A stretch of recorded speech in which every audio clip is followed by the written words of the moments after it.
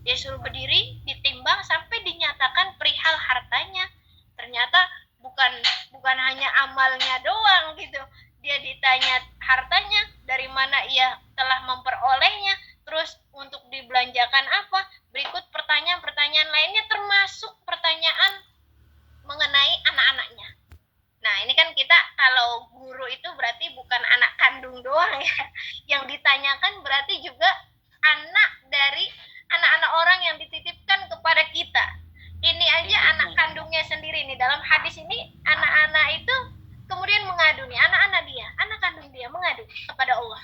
Ketika di Yaumul Mizan, dalam hadis itu dikatakan di Ihya Ulumuddin, ya Allah katanya, pada hari pembalasan itu anaknya. Jadi ketika ditimbang ayahnya, ya Allah Tuhan kami, ambillah darinya perhitungan atas kewajibannya kepada kami.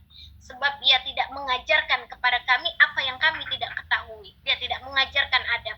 Ia juga telah memberikan kami makanan yang engkau haramkan tanpa sepengetahuan kami. Jadi intinya apa? Oh, ternyata amal yang banyak itu belum tentu bisa memasukkan kita ke dalam surganya Allah. Oh, ternyata kita sebagai guru belum tentu kita punya kunci surga. Oh, ternyata kita menjalankan sholat fardu 5 waktu belum tentu kita masuk surga. Bagaimana kita menjaganya agar Allah ridho? Sebenarnya gitu, agar Allah ridho kepada kita, agar amal kita tidak sia-sia. Karena hakikatnya amal itu bukanlah satu-satunya penentuan keridhaan Allah, bukan.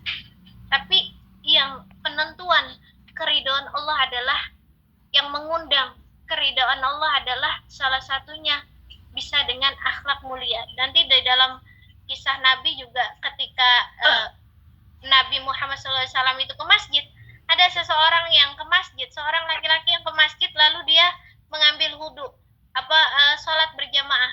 Kata Rasul nih, ahli surga nih, bilang ke para sahabat nih, ahli surga nih. Lalu besoknya lagi dibilang lagi nih, ada ahli surga datang nih. Oh, sampai 3 kali Rasul bilang nih ada ahli surga nih datang. Sahabat ini bingung, kok bisa dia jadi ahli surga gitu ya, apa sih amalnya gitu.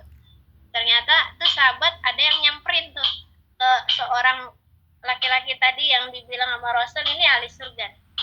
Dia izin pura-pura nginep gitu ke rumahnya. Dia izin nginep, namanya orang baik pasti boleh lah mempersilahkan orang untuk nginep. Dia lihat ternyata orang itu biasa aja, sholat tahajudnya bahkan enggak gitu, hanya dia sholat 5 waktu. Ternyata ketika 3 hari berlalu amal dia biasa aja, jadi nggak ada amal yang bisa dibanggakan gitu. Ternyata pas ditanya, kenapa sih kok Rasul bisa bilang kamu ahli surga? Saya itu ternyata mulut saya nggak pernah menyakiti orang lain. Terus saya itu berakhlak dengan baik. Ternyata akhlak yang baik, akhlakul karimah, itu salah satu yang dapat mengundang keridhaan Allah, bukan amal kita. Jadi mudah-mudahan ya Allah, mudah-mudahan kita hidup bisa menjaga akhlakul karimah sampai husnul khotimah, kalau bisa sampai meninggal. Jadi Allah itu nggak peduli sih sebenarnya dengan amal kita, karena kan kita disediakan wahadainahun najdain. Allah sediakan 2 jalan, mau jalan yang baik, jalan yang lurus, apa jalan kemaksiatan. Kita milih jalan yang lurus, tapi niat kita belum tentu ikhlas karena Allah.